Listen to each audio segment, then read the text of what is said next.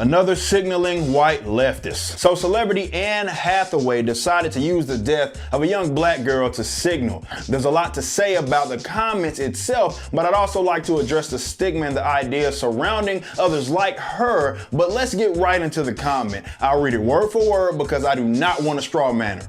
The murder of Nia Wilson, may she rest in the power and peace she was denied here, is unspeakable and must not be met with silence. She is not a hashtag. She was a black woman and she was murdered in cold blood by a white man. White people, including me, including you, must take into the marrow of our privileged bones the truth that all black people fear for their lives daily in America and have done so for generations. White people do not have equivalents for this fear of violence. Given those givens, we must ask our white selves, how decent are we really?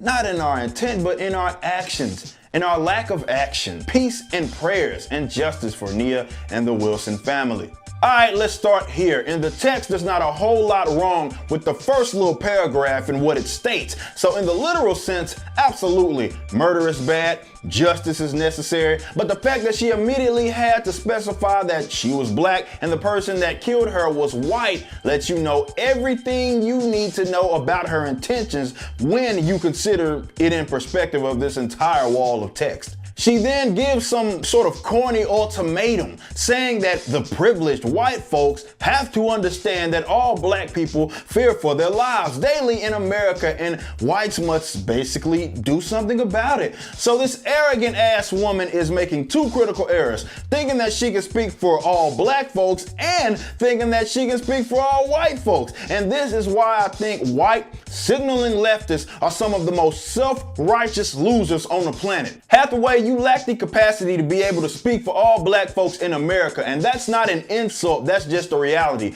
One, you're not black, but that's okay. But the thing is that not even black folks can speak for all black folks regarding what they fear. We aren't robots. We differ in subculture, in how we were raised, and our general approach to life. Contrary to some people's beliefs, our skin tone alone does not define our existence. We are still individuals. But you also can't speak for white people for the same reason. Let's cut the crap. What you're trying to do is signal to everybody else to make it seem that you're different from the bad white people, and that makes you feel high and mighty, especially if those black folks gas you up because you said it. After all, that's what you're looking for. And I've seen it by blue check mark black leftists and black publications and blogs gassing you up. This does nothing but solidify that some people that claim to be so pro-black seek validation and pats on the head from white people. They start foaming at the mouth in the event someone white validates their supposed struggle, no matter what their intent is, which is usually to massage their massive egos. But I had to speak on a personal tip which debunks your nonsensical claim.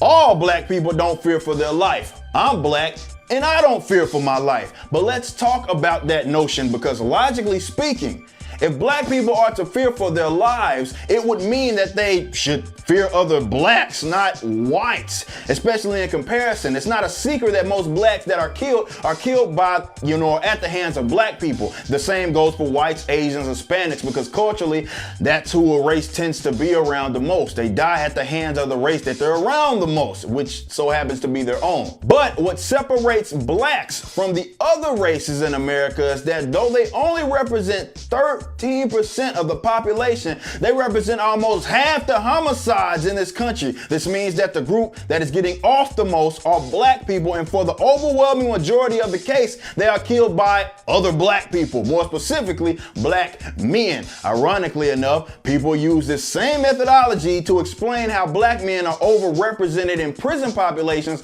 but throw it out the window when it comes to black homicide. This does not excuse any sort of injustice that's done by people of different races, but it puts a dent in the narrative that Anne is trying to perpetuate. There's a reason why she didn't take a case in which a black girl was killed by a black person, which happens more often than not. And those are the people who we tend to not know their names because everybody is so hell-bent on making excuses because they don't want to perpetuate the idea that maybe the majority of issues that black communities face are self-inflicted as opposed to some evil white man doing something. It gets swept under the rug, just another statistic when it's a black person killing a black person. There's no CNN coverage or Instagram posts by these rich white celebrities when that happens, and it happens most of the time.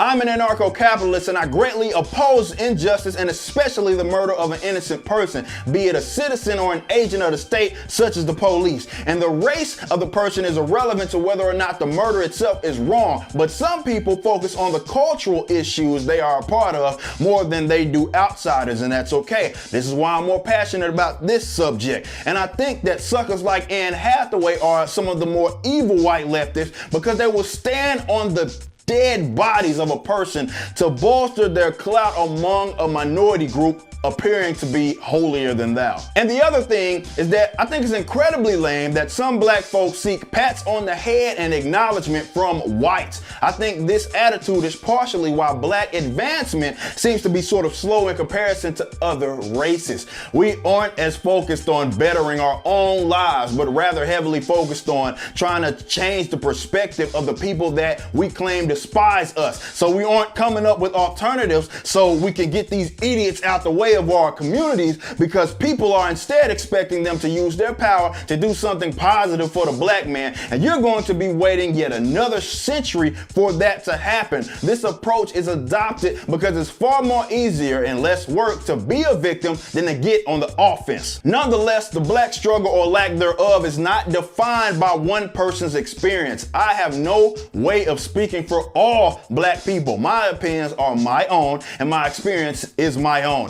And I do not fear for my life because I'm not scared of any of y'all. And I don't need these white folks to validate my experience because where I go in life is not in your control, contrary to the narratives of the lames like Anne Hathaway.